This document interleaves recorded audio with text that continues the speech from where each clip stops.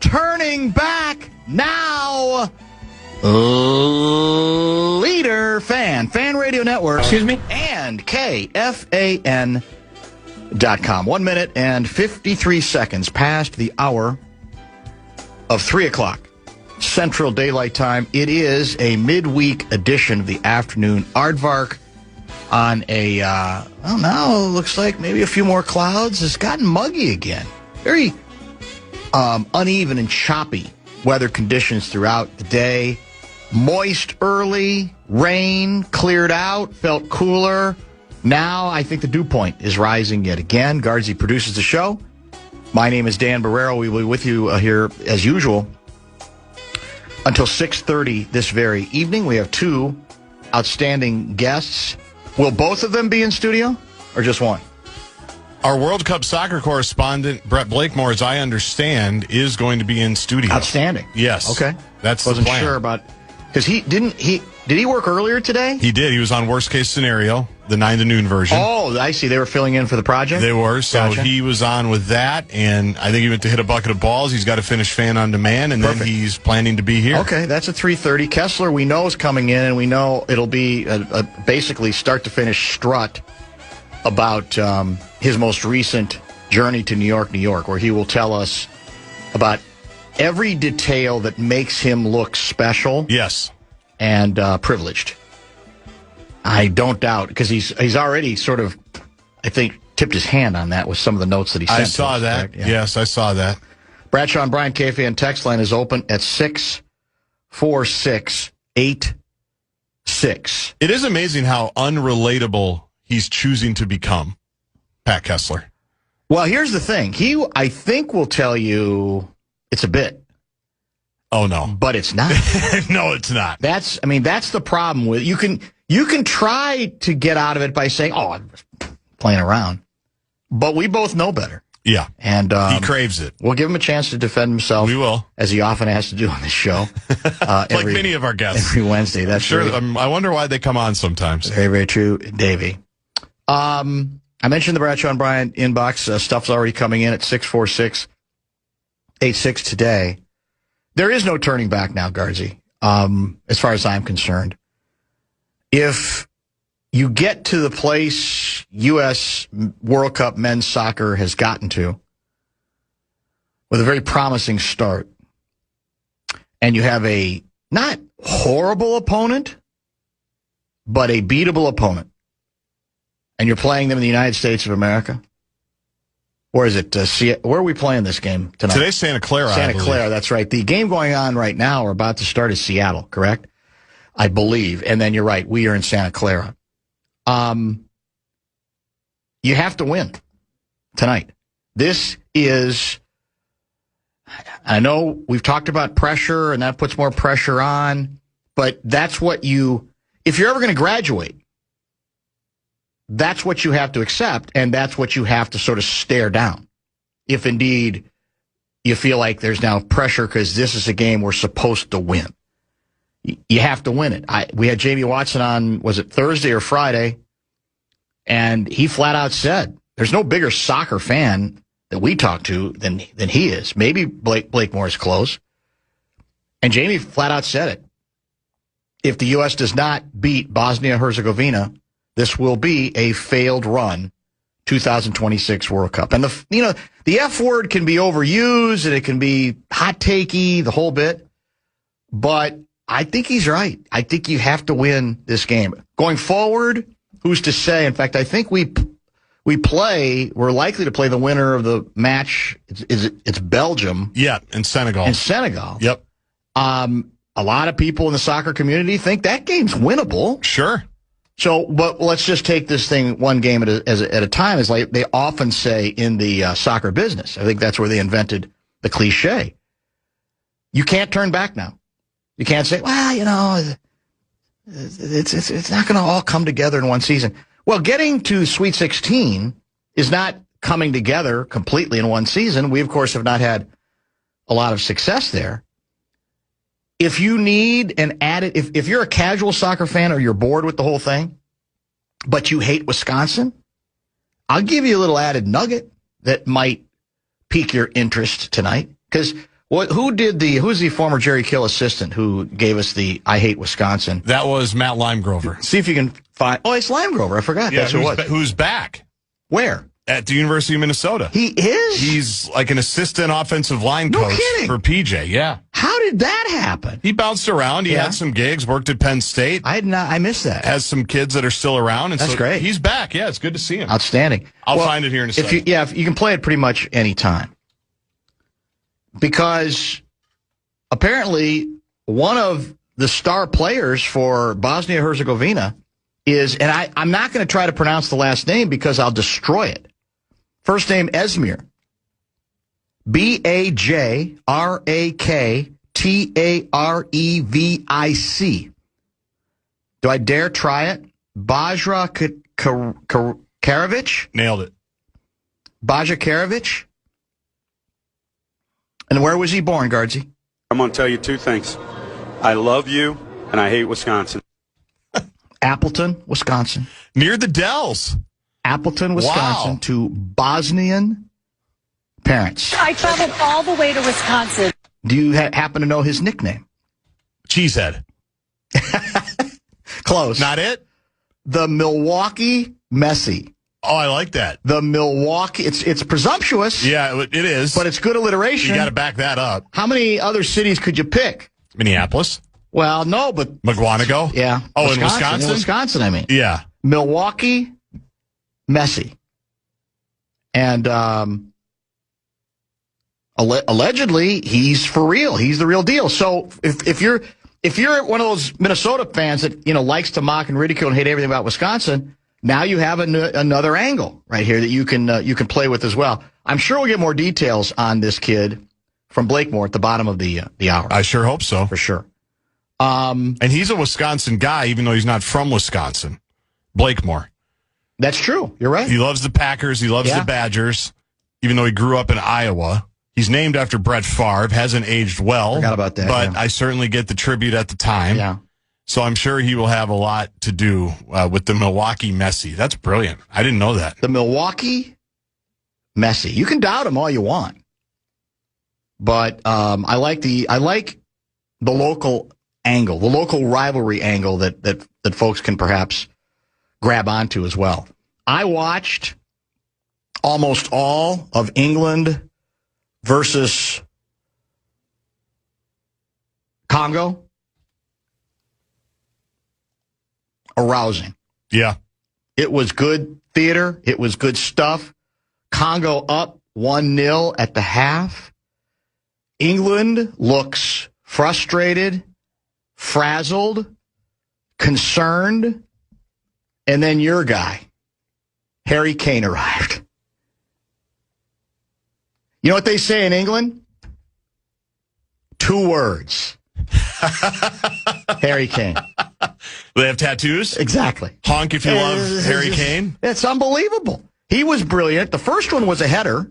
Yep. And the second goal, again, I'm a casual soccer mind, but I thought it looked awfully impressive because he's coming across and then has to sort of kick across his body to properly aim, to get the ball, give the ball the best chance to get in the net.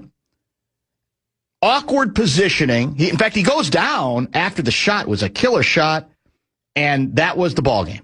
That was the difference in the game. And I don't know how many different broadcast crews Fox is using. If it's the same crew on every match, well, that's probably impractical because they got to get around. They got to get around a little bit. But they have some good ones. The 2 they had today, I lost myself in their, I guess not their eyes, but in their words. So I didn't really see them. I thought a combo platter of, again, bringing drama to it, urgency to it, a sense of excitement to it, and insight about it, about the soccer that's being played. I thought it was about as good as I've ever heard. I really did. I thought it was outstanding. And I tweeted that out earlier and it got a lot of responses. I think there were a number of people who agreed. Let me see. Let me get to a couple of those those comments. This would have been John Strong and Stu Holden, I believe. No. Really? I don't think so. I thought, in fact, I texted the first names to myself. I thought it was Darren and Owen. Darren Fletcher and Owen Hargreaves. Yeah. Okay. I'm pretty sure that was the duo. Now, I was walking and listening, but I still thought it was the Fox TV feed. I don't think they have two different feeds. Maybe they do. I don't know. So the lead team is John Strong and Stu Holden. They didn't do that one. Okay. So now it says, that's where I got confused. Darren Fletcher and Owen Hargreaves. Masterful. Nice. Absolutely masterful. Here's some of the responses I got. Brutally honest and savaging England. He doesn't score many goals. Observing that strike, it's easy to understand why.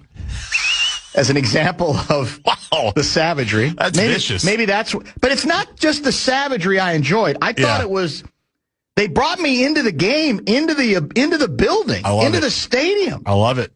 Politely unfiltered, and every moment feels huge without over-the-top Joe Tessitore. Joe Tessitore? Yeah. WWE-style histrionics. Even Dan Wanasoda got in, and I loved how he told the flopper to get up because this was a big boy game. This was a big boy. Doris Burke would never. No, that's very, very true, Davey. More generally, and then Joel Hoover, who I think he's a sportscaster of his own. Fletch and Owen have been a special team. They make the games feel as big as they are, but they do it in an entertaining way without getting in the way. Perfectly said. That's the dream. That's the dream. That's great. It was. I mean, I hope so. They're not the number one team. Not according to this AI roundup. I'd promote them. No offense to the number one team, because I'm sure I've heard them too. Yep. I think more generally, somebody else said this. Tweeter Tom, Fox's coverage all around has been some of the best sports coverage we've ever seen. I think that's true. I think it's been very good. I think it's been outstanding. I think the studio stuff's been damn good. Who are the two guys? It's Alalis, and I can't remember the name of the other guy who apparently there's all this talk about how the name of the other individual we'll get. Is that Altidore? Is that I don't basically like he stares daggers at Alexi through the entire broadcast. They don't like each other. Which apparently there's not. Yeah, which again can create a certain measure of tension, but if it's pulled off, it's entertaining as hell, and it adds another element that. Because on most of these broadcasts, other than, I guess, Charles and the gang, right, everybody's going to agree with everybody. Or if they disagree, it's going to be very carefully, that kind of thing. So I think the studio stuff's been good. The backgrounders, just to give you some sense of the teams and individuals, been outstanding in that sense. And as I mentioned, the broadcast day was great. So now, this is going to be delicious, because I think it's Saturday. I think it's over the weekend. We have Lavelle on Fridays, right? Yeah, we'll have him tomorrow, though. That's right. We're best of. So even better. Tomorrow, at what point is he going to apologize for savaging and mocking and ridiculing Mexico?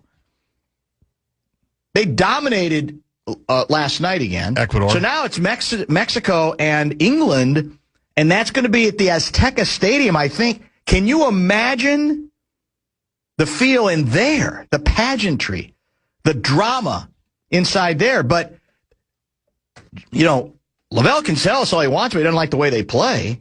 What's wrong with winning? They haven't lost yet. Right. And they dominated again. No surprise that they dominated Ecuador. So the big strategy pregame from the Mexico fans to go to the Ecuador team hotel and make so much noise that none of the players slept worked. The serenade. Ecuador looked like it was sleepwalking through much of that game. And they were supposed to be more of a threat, I believe, to Mexico than they were. And they really weren't. Sunday night, 7 o'clock, Mexico and England. Sunday night, July 5th.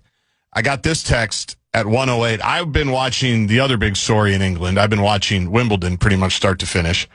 I got this text. What a game. Sir Harry put the team on his back and said, follow me. That from our English on location correspondent, Ian Leonard. Oh, that's brilliant. He was locked in. Wanted to let me know. Repeat that quote one more time. What a game. Sir Harry put the team on his back and said, follow me. He did. It's undeniable. You can't. Yeah, exactly right. That's what he did. Did you see either of the goals? I think the first one was a header. Yeah, just on the highlights. And I thought the second one, again, the power. 2 words. Harry Kane. That's it. That's what it comes down to. Enough said. All right, let's get our first break in. I don't want to get too far behind. I got some good texts coming in early. Plenty more with Blakemore at the bottom of this hour. We've got some Wolves, LeBron, James steam to get to. No, don't get too excited. We got a done as that I never got to yesterday. A bunch of stuff between now and 6:30, including Kessler at 5:30. You are listening.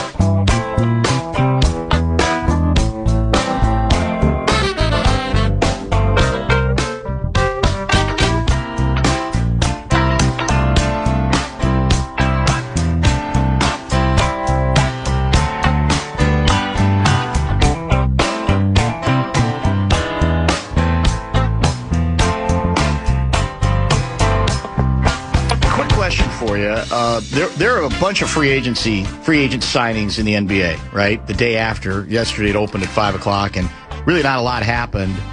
Today, since this morning, it's been a flurry. The Lakers, I think, made 8 moves in like 8 minutes. Yeah, Walker Kessler, too. Including Walker Kessler, and that's what I want to get to. None of these moves, by the way, involve the Wolves. Right. And two observations there. One, we've had, for example, Collins has signed elsewhere, the power forward, I think with, who did I see him sign with? John Collins. John Collins. Who did he sign with? Because, yes, that was earlier today. That was earlier today, and now the team has escaped me. I've got Shams pulled up here, so just give me a sec. But the Wolves, there were people who were saying, well, that's too bad because that would have been a nice.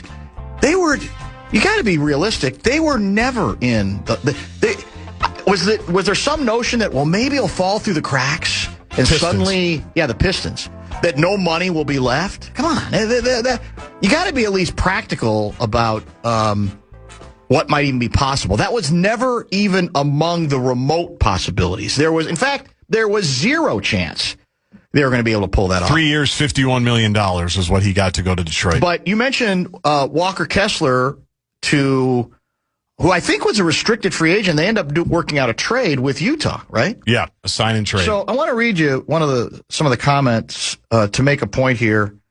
Brian Gelsiler, NBA guy from Sirius.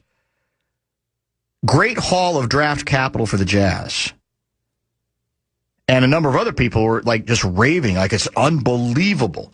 Here's my question. Haven't we been raving about all the draft capital that Danny Ainge has obtained the last several years?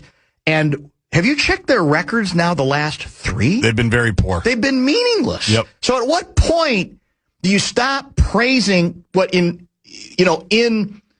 distilled to that one move seems like, it's pretty good value because Walker Kessler didn't even stay healthy last year.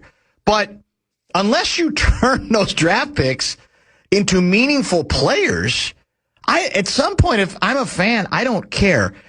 Yet, media-wise, I think folks get so into the actual value of the one deal that they don't see the forest for the trees. At some point, you have to compete. Like, OKC paid off, right? I mean, for years, the joke was, well, all they're doing is they just keep adding draft capital. When are they going to turn it? Well, then they did, right? Took a while. But I don't care how many great draft choices that you have, how many unprotected number ones, how many, number one swaps you might get. If I'm not relevant, and the Utah Jazz has not been relevant for about 5 years, what do you care? Right. It's got to go somewhere at some point. Yeah, there's some belief that some of the young guys that they have, like George and Bailey, and before this, Kessler. But it's got to happen. Yeah, there's some belief that they're ready to take a jump, but no, it has not yet happened. It has not yet happened in Utah. Everybody loves their new owner. He's hip now with it, and wow, Ryan Smith, they're building that new arena. Yeah. Everybody likes him. But you're right, because they're part of the reason I think that the lottery got changed, because they kept being so bad. That's right. Yeah. Do we have any LeBron clues today? What's the number one LeBron clue that's been revealed today? The one that people like here is that his agent, Rich Paul, who I think does a podcast with Max Kellerman on Simmons Network, talked about it. and basically said, as long as cities don't matter, as long as they have indoor and outdoor golf. Yeah, I did see that quote, yes. And so that one in Timberwolves So it's Twitter, like that's like, hey, we have indoor golf. We got plenty of those, and right? for a couple of weeks, we have great outdoor golf as well. So he could come and play. So that, I think, is kind of the main. That's the one people have had the most fun with, I think, today on LeBron. Well, then there is a theory in some NBA circles that he wouldn't want to play with LaMelo. That he doesn't mind giving up the ball, but you got two guys who have the ball a lot. Anthony has to, and LaMelo certainly has to a certain degree. So where does that leave LeBron? You know, everybody says the best place for him to go is Golden State. I'm not sure. I mean, in terms of the greatest impact in making a run. Right. I'm not sure I buy that because, so far lately, the steam of Golden State also picking up from Washington street clothes, picking him up, is that story's drying up right now. So I don't know that that trade is going to be made. So and Butler's not coming back for a while. I don't think Jimmy Butler's close. Now, he would have been in the trade there, but I don't think he's on the verge. I think he's saying he wants to play this year. So what do you have there? You've got Steph. It's nice. And you got Draymond. That's what you have. Yes. I think the better place for him to go for a team that could really has a better chance to make a run is Miami. If you bring him back to Miami. Oh, that'd be interesting. And they by the way, they added Hardaway. They brought back Hardaway. Yep. Which is a nice little pickup. That's a guy the Wolves coveted, by the way, once upon a time as depth. But I mean, in all seriousness, you got good defensive players behind him in Miami's case. Yep, Giannis and Bam. LeBron can handle the ball where he can be a guy who can facilitate, but you're not asking him to do it all of the time, right? I know everybody wants to root for Steph's team, and understandably, and Draymond, I guess, because of the history. But I don't know. I just don't know. I actually think Miami might be a better fit. You're in the East, so they could say, well, the East is getting deeper. Yeah, but that's the point. Yeah. Exactly right. Chris Hine brought that up today, and he's not the only one, obviously. Right. But it's a good point that if you really want to make a run, you go to the East. Not that you can get out of the conference maybe any easier once you get to the finals if you're playing the Celtics or the Knicks or whoever it is, but those first couple of rounds, we saw it this year, how paper thin those were. Even the Pistons being the number one seed. You think about it. So you're actually saying the opposite of what I was saying. What I was saying is there are people who think the East elsewhere is about to get stronger than its reputation. It is strong. So. Yes. However, I still don't think it's the West. It's about to get stronger, yes. But I don't think it's anywhere near the gauntlet that the West has been and will continue to be. Real quick, Utah Jazz. Last winning season they had was 2021-22. Since then, 37-45, 31-51, 17-65, 22-60. So you're right. I mean, maybe this is the year, but there were reports that they thought last year was going to be the year. So draft choice. It's not good. It's actually why I still I tend to favor the Conley approach. Now again, eventually you'll run out of options, and the whole thing could go haywire on you. It could blow up in your face, right? That part we all know. Anthony Davis obviously was his street clothes. That's the nickname. Charles Barkley gave him that nickname, correct? Mm-hmm. And is Washington posturing? Because in some ways it doesn't make much sense for them. They'll want to keep him if they can get good value. But they just spent a bunch of money on the guard from the Hawks. Trae Young, which would indicate they think they actually are trying to be at least competitive this year. So I don't know.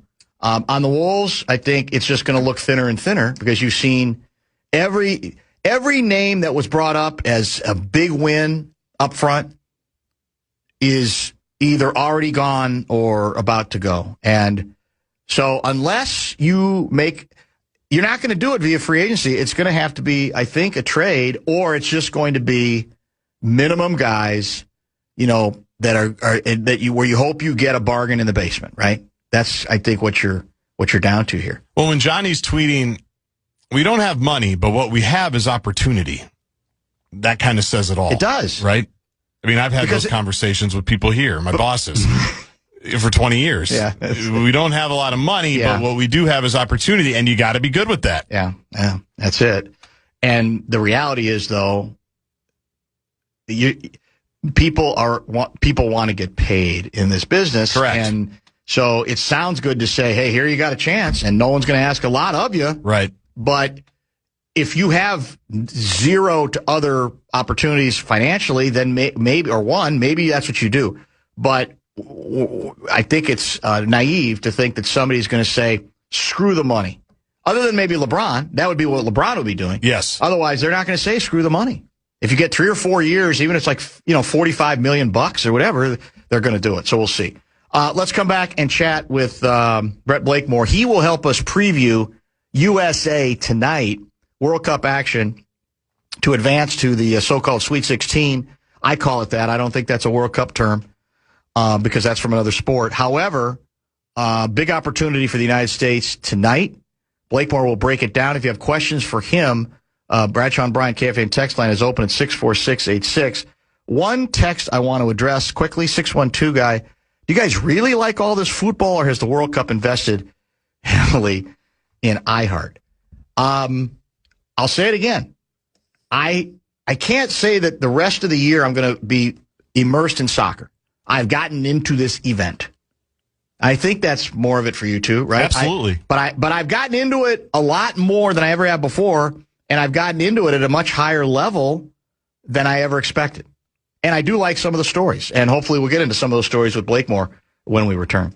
You're listening to Barreiro on The Fan. Some people say soccer culture doesn't exist in the U.S., but it is an American game. So the biggest games and concerts in town, from Santana, the Doobie Brothers, 311, Snoop Dogg, and more. Your chance to win is waiting. You can enter at KFAN.com, keyword contests. Your soccer questions, hit the Bradshaw and Bryant inbox. 64686 is the number. We are KFAN. But before we do that with Brett Blakemore, it's stretching it to call it breaking news. It was breaking news to me. I missed this via Russo Radio. Blakemore says this broke just towards the end of Worst Case Scenario, filling in for the project this morning. The Zuccarello dream has died, and what's interesting, he is signed with the LA Kings. What's interesting about this is where Louis always knows more than he really wants to directly say, but he expressed great concern that the ship had kind of sailed on Zuccarello already, and he obviously knew something, or knew there was a good chance it was going to go this way. Now it is official. What Russo had from Zuccarello, that he was told pretty early that the Wild were not going to bring him back. Says at first he was saddened, not angry, just disappointed. Talked to Bill Guerin. No, there's no hard feelings, and is super excited to get to Los Angeles. Who wouldn't be? That's true, no question. So how big a loss? Because Louis' point was, you can get excited about adding another star player all you want, but you can't lose sight of roster spots and production until you have a better option that you know you can count on. And I think he puts Zuccarello in that camp. I don't think he thinks he's a star, but that he's been an important part of this thing. So how big a loss is this? To me, it depends on what the finished product is at the end of free agency. Because if they don't land an Anders Lee and a Patrick Kane or whoever, if Bobby Brink can step up and be that second line winger and be in a top six role. You don't believe he can? I think he can. I'm a Bobby Brink guy. This fast? I think he can be a second line depth scoring guy. Okay. All right. To me, it's similar to the Wolves where, oh great, we got a point guard now, but who's our four? So it's you lose one, you're looking to fill that hole. So I do think it was not to, fill out your bingo cards now, but it's a very similar situation to what you see across the border where Green Bay will get rid of someone a year or two before they think they're going to fall off the cliff. They don't wait around for them to completely deteriorate. Better a year too soon than too late. Correct. Except that you got to fill it. Like you said, you got to have somebody who fills that role that he certainly played for this team. So I feel like that's what it's a situation where you're going to have to learn to play without him eventually. Yeah. May as well be now, and we may as well start this whole retool. And the stuff about the East-West, I heard that from Russo, and I believe Hines mentioned as well that, when he plays Zuccarello, it's all East-West, all flashy. Let's just go North-South and try to be direct as possible. Do you agree with that? To an extent, yeah. I mean, in a microcosm, at the very end when the Wild were just about to get eliminated, I can't remember who was on the other side of the pass, but Kirill has a lane. Admittedly, it's a weird angle. It's not a great shooting angle, but from what I remember, he passes it, misses, goes the other way, and it's in the back of our net, and the Wild are eliminated from the playoffs. So in a microcosm, I think that is an illustration that maybe we do just go north-south and play more direct, and kind of fancy passing stuff. But are we blaming all of that on Zuccarello? Again, it's like, my God. Is there any other responsibility on that on Kirill? I think so. Should be. And we'll find out, what that first top line looks like. Let's insert center here, insert right wing here, to try to figure out who Kaprizov's going to play with. It's a lot of it's on him, but he's going to have to learn. Zuccarello is not the ageless wonder. He will retire probably in the next year, maybe two. So may as well learn now.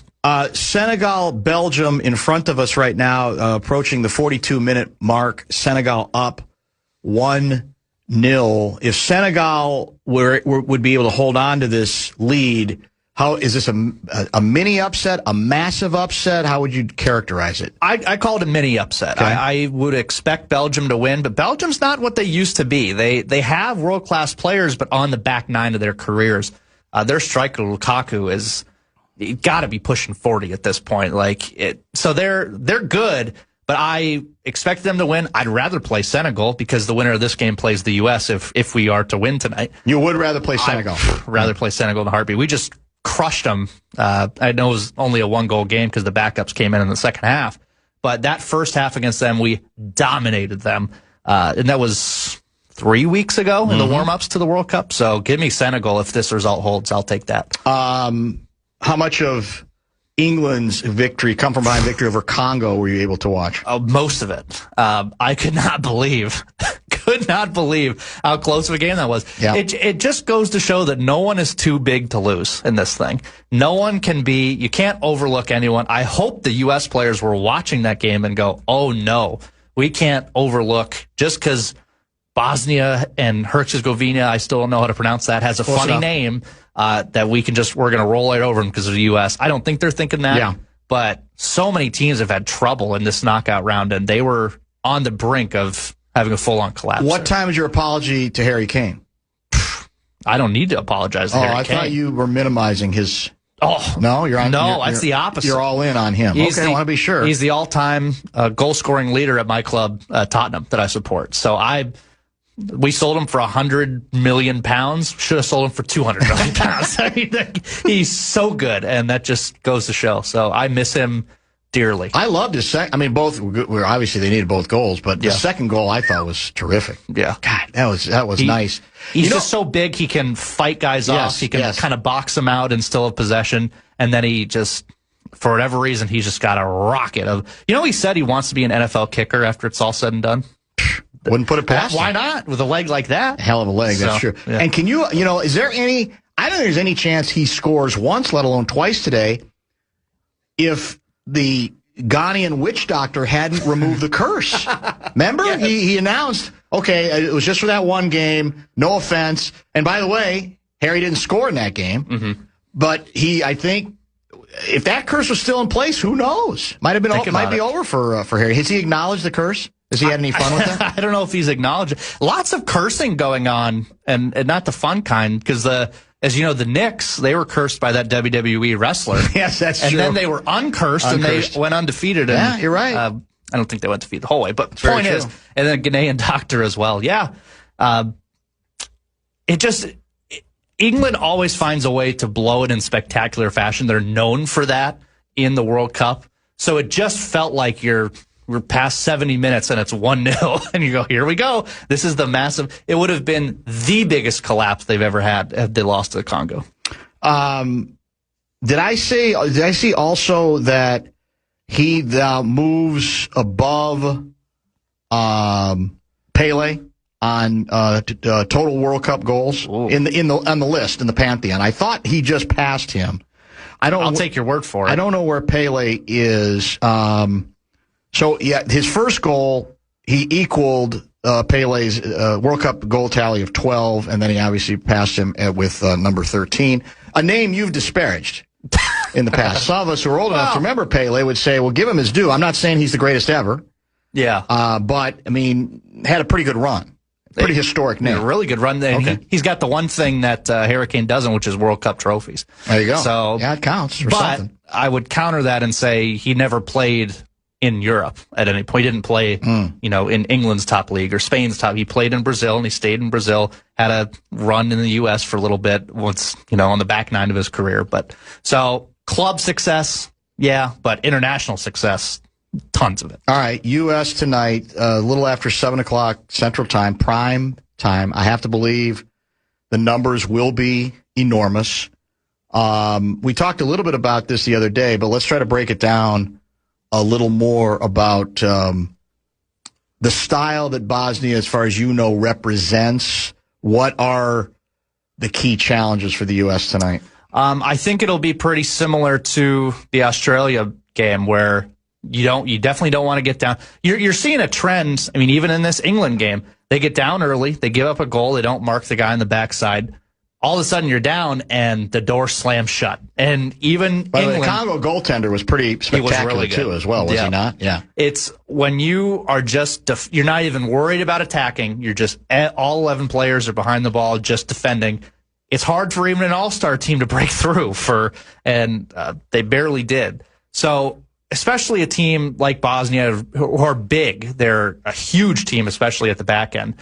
You don't want to get down and all of a sudden have to chase goals against them, and you're not going to be able to win very many headers against them. You're going to have to be quicker and more creative than usual. So, but I do think they'll pull through and win this. There's rankings going into the World Cup, and I don't know if these are analytic rankings or there's actually like official World Cup rankings, right? Mm-hmm. For example, I think Congo was 42nd, at least coming into the tournament, which is why early when they get the lead, people are saying pretty big upset if they were able to sustain it, which they obviously were not. Where is Bosnia in that, Bosnia-Herzegovina in that regard? It's a great question.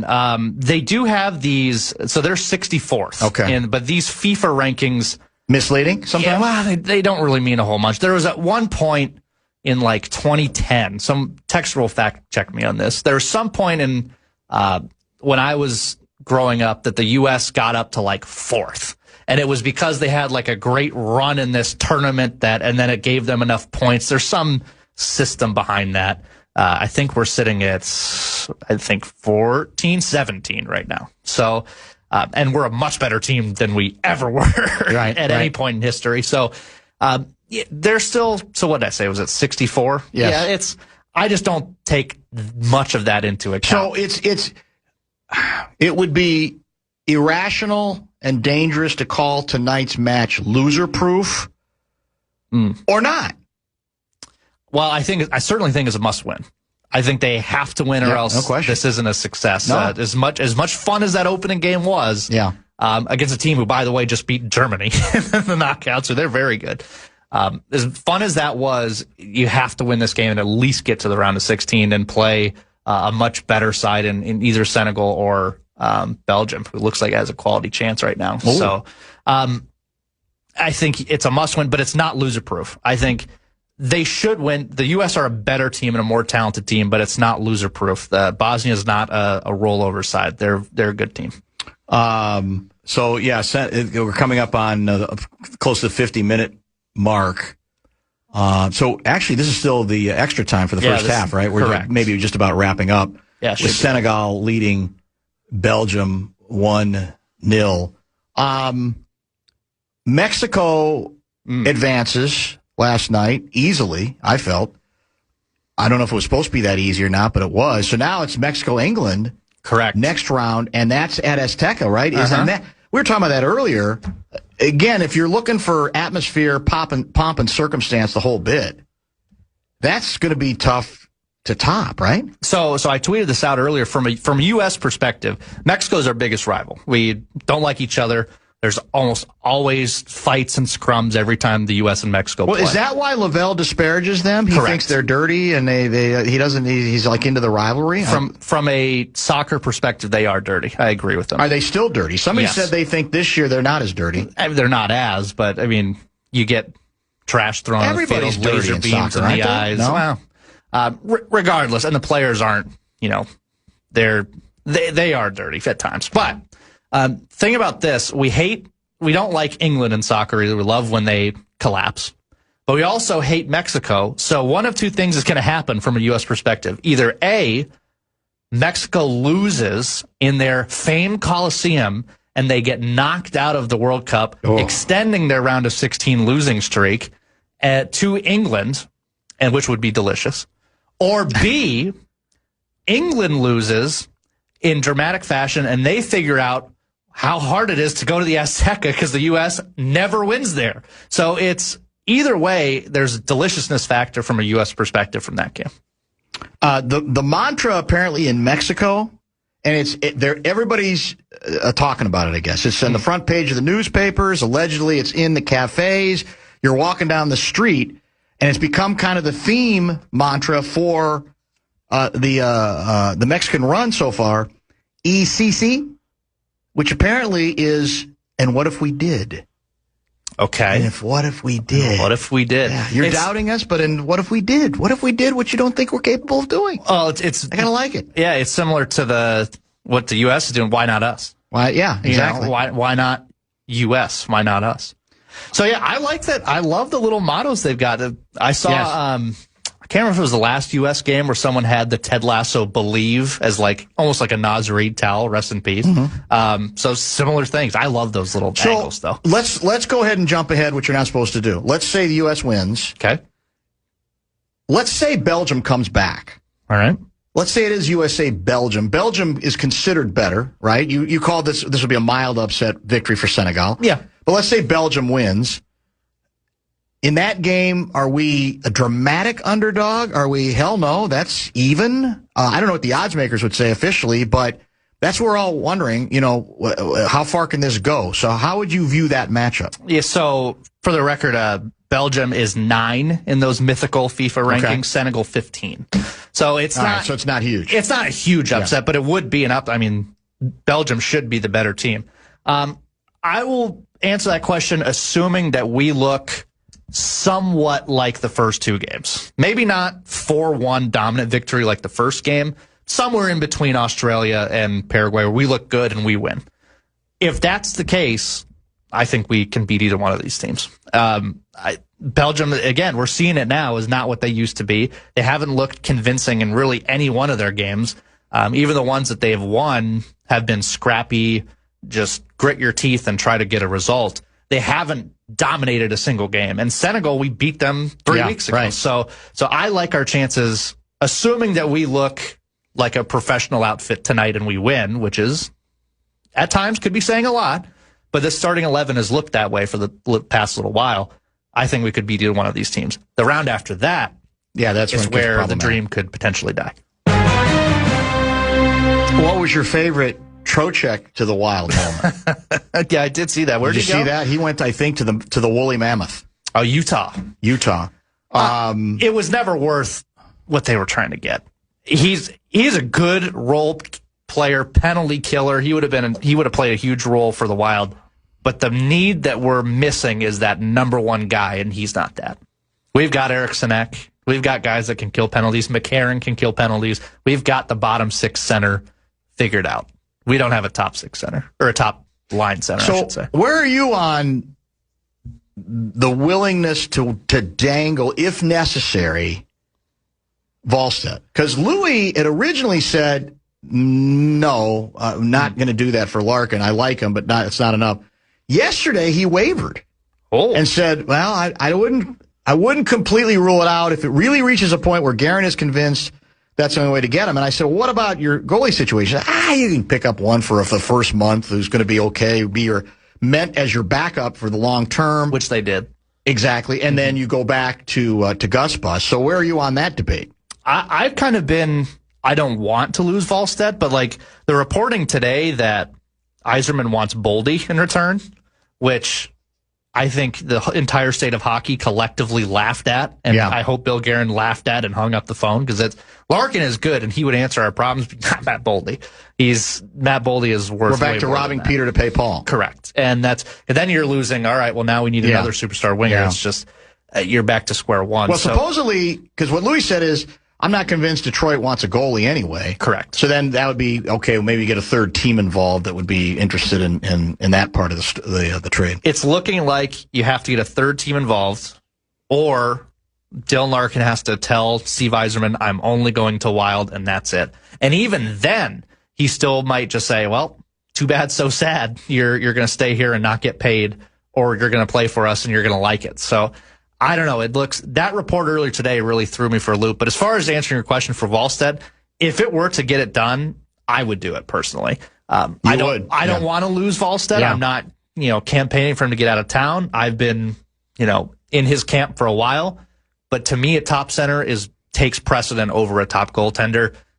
Gus Bus is fine. He'll be back in, I think they said November. Yeah. You're going to miss 1 month. You're going to have pick. Hell, we can sign Flower to a short-term deal. Think about him back for a month, right? He's around.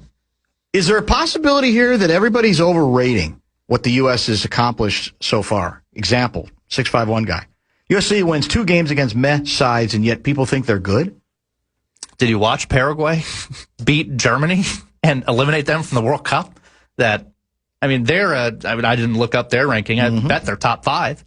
They're a powerhouse in this sport. And Paraguay just beat them and shut the door. They beat them shutting the door defensively and getting in the penalty kicks and beating them there. So, to me, and we put up 3 goals in the first half against them. So I get when you're talking about World Cup success and you beat Paraguay and Australia, they're not the sexy names that you want to beat. They're not Spain and Brazil. But we're finding out, if you're watching all these games, not a single win has really come in. There are a few. Yeah. But most of the games are hard fought, and the gap is not as far as we think it is. So I think it is impressive. We continue to kind of bounce back and forth between World Cup and puck. 3-2-0 guy. Wild have nobody to win faceoffs. Also, the whole group of forwards is third and fourth liners besides Kaprizov. Wild are short 5 top 6 guys to even be considered a cup contender. But like I said, they have no chance at all to legitimately compete for a cup before 2040, and Kaprizov is long gone. Wow. Well, is that one of the Fallness burner accounts where deep down this is how he feels about his team? Man, that's pretty aggressive. They say I rip the club. That's pretty aggressive, isn't it? The one thing I'll say is, and I'm trying to find it, between the bottom 6, there's something like 21, the bottom few pairs, $21 million between all of them, on names that, here it is. So Bill Guerin is paying a combined $21.2 million to McCarron, Hartman, Foligno, Trenyon, Sturm, Middleton. That's $21 million. They could lose half of those guys. And I don't disagree with that. Also, I just got an alert. I have Russo tweets on my phone now because of I'm told, this is Russo.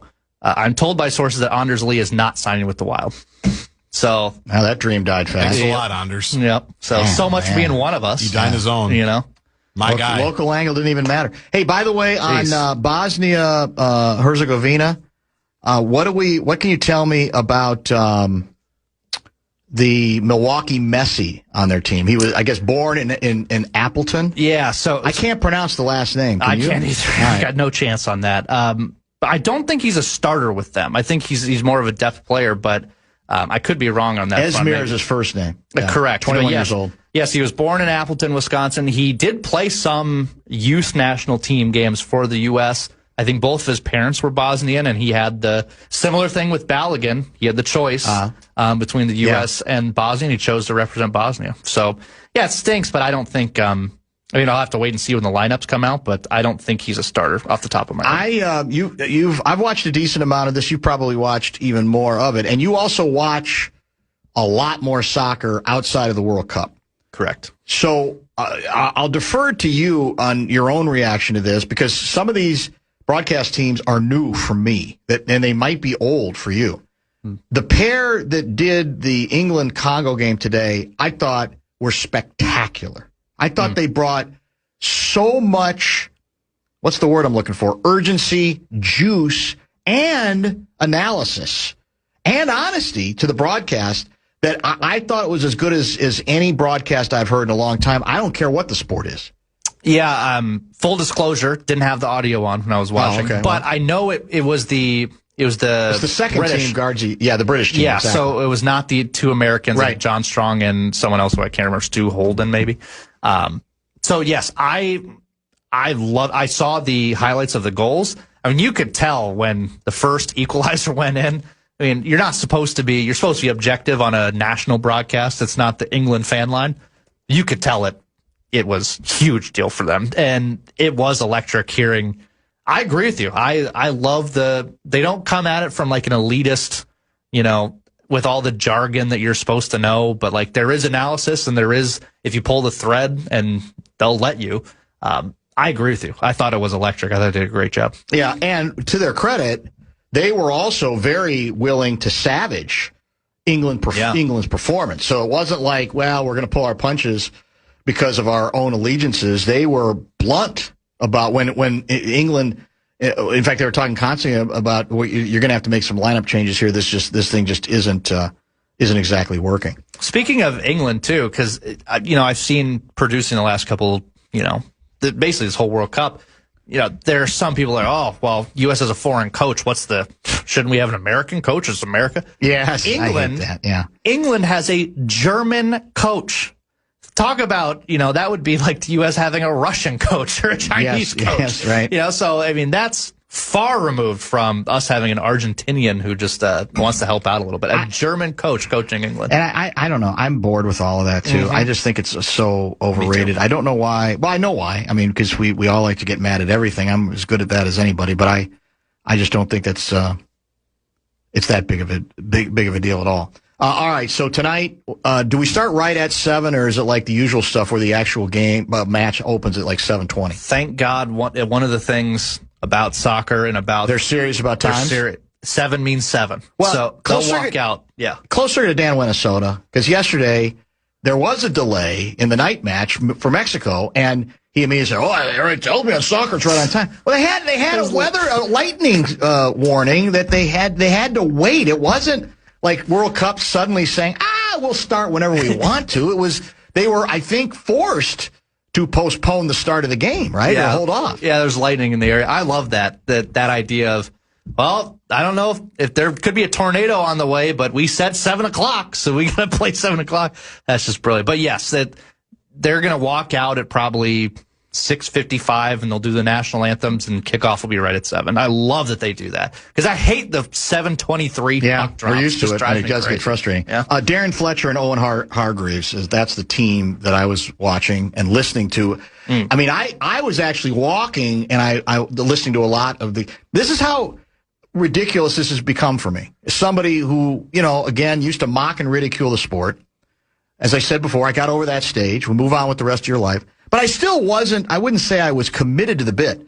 Now, while I'm walking, rather than listening to music or the Paul Allen Project, no offense, or anything else, I'm listening to England versus Congo in the World Cup. The odds of that, 20 years ago, beyond astronomical. There is something like I have a good friend who, for years, I would just try to say, hey, let's watch this, watch the Premier League, pick a team, we'll have some fun.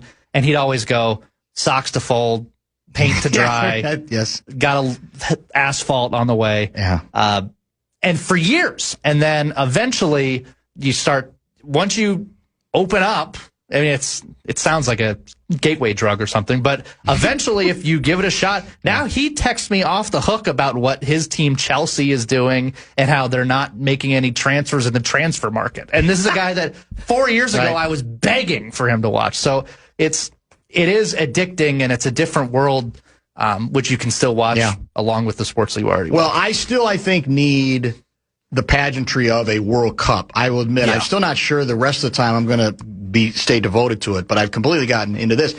I mean, we get texts every day from people wanting to know if this is a bit, and it's not a bit at this point. I'm not clever enough for this to turn into a bit.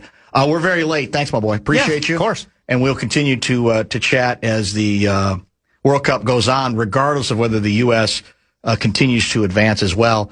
Guardsy, I've put it off as long as I can. When we come back, we have to discuss and lament the end of at least one part of a bumper-to-bumper era. We'll explain next. You're listening to Barreiro on the Fan.